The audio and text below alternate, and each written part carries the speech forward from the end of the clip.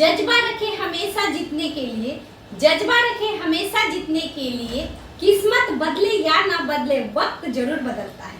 Hello everyone, मैं राधा कुमारी आप सभी का चैनल स्टडी में स्वागत करती हूँ। दोस्तों, आज का मुख्य वीडियो होगा बिहार एसएससी सीजीएल 4 का रीजनिंग, जो बिहार एसएससी सीजीएल 4 के द्वारा जो नोटिफिकेशन में दिया गया है, क्योंकि हिंदी में दिया गया है तो हम हिंदी के साथ साथ इंग्लिश कर दिए हैं। और दोस्तों, ये और क्या छूटा हुआ है उसको भी बताएंगे। प्रीवियस ईयर में क्या पूछा गया है, किस प्रकार क्वेश्चन आया है, उसके बारे में डिस्कशन करेंगे। इसके पहले मैथ्स और साइंस का हम वीडियो बना चुके हैं।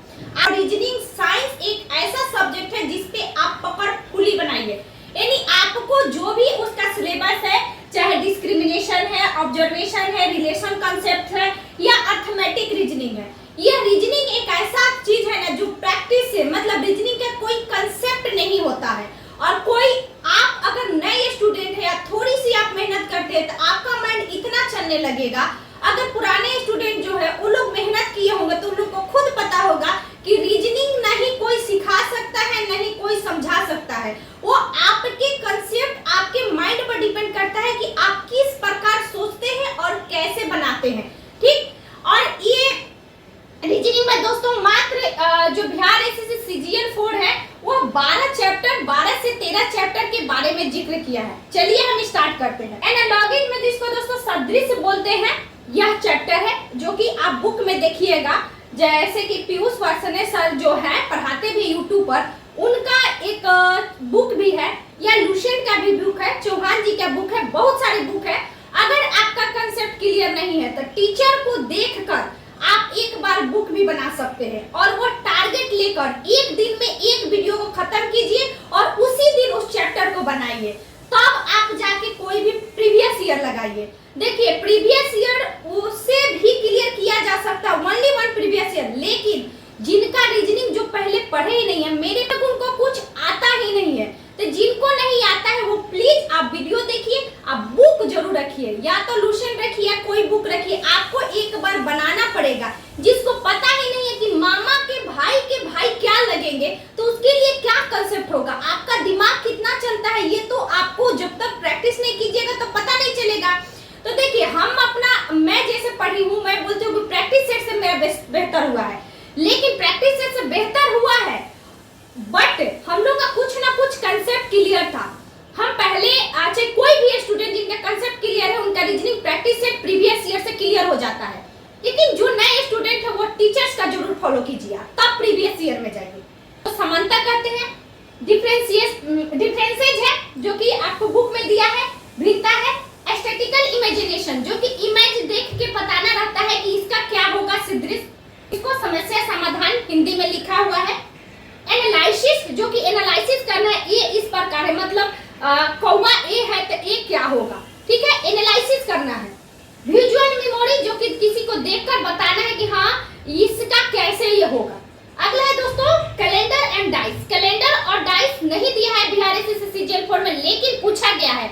एक पूछा है प्रीवियस ईयर में सीजीएल 3 में कि इतना तारीख को बुधवार है तो 10 दिन, 20 दिन, 26 दिन बाद कौन सा दिन होगा।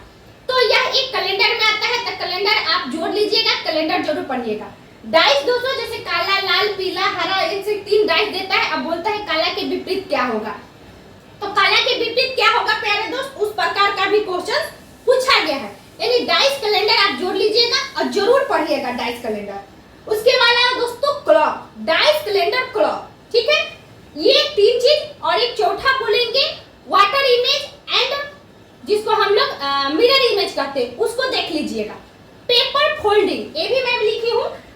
अगला है दोस्तों डिस्क्रिमिनेशन, विभेद, ऑब्जर्वेशन, अवलोकन, रिलेशन कंसेप्ट जिसको माता पिता से रिलेशन है वो भी सिलेबस में है।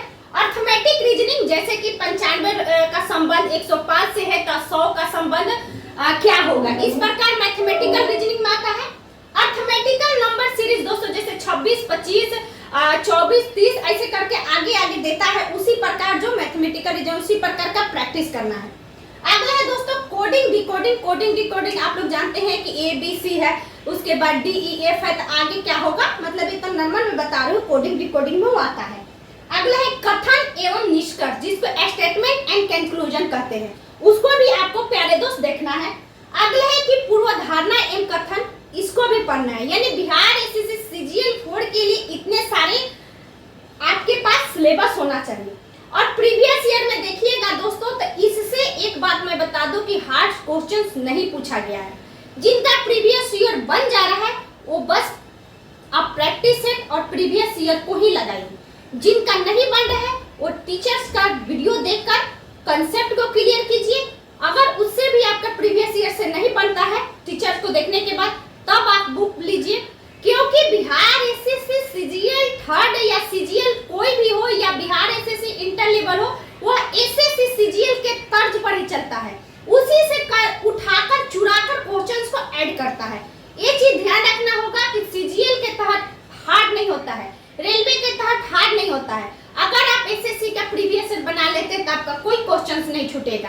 अगर आप रेलवे का बना लेते हैं तो कोई क्वेश्चंस नहीं छूटेगा। इसी सबको चुराकर, जैसे एसएससी का रेलवे लेता है, रेलवे के एसएससी लेता है, बहुत सारे एक दूसरे के क्वेश्चन आप प्रीवियस ईयर क्यों बनाया जाता है, A to Z क्वेश्चन कभी कभी उठा के रख दिया जाता है, एक तरीका जानने के लिए कि कैसा पूछा गया है। तो दोस्त आशा करती हूँ आप लोग को समझ में आ गया होगा। बहुत ही इंपॉर्टेंट है रीजनिंग, और रीजनिंग पकड़ बनाइए। जैसे पढ़ना है वैसे पढ़िए, जैसे क्लियर करना है वैसे पढ़िए, वीडियो से पढ़िए, बुक से पढ़िए, किसी के साथ में जुड़कर पढ़िए, लेकिन आप रीजनिंग पर ध्यान दीजिए। आशा करते हो दोस्तों आप लोगों का समझ में आएगा। अच्छा लगा तो वीडियो को शेयर कीजिएगा। किसी पर का डाउट हो तो कमेंट्स बॉक्स में जरूर लिखिएगा। Thank you so much.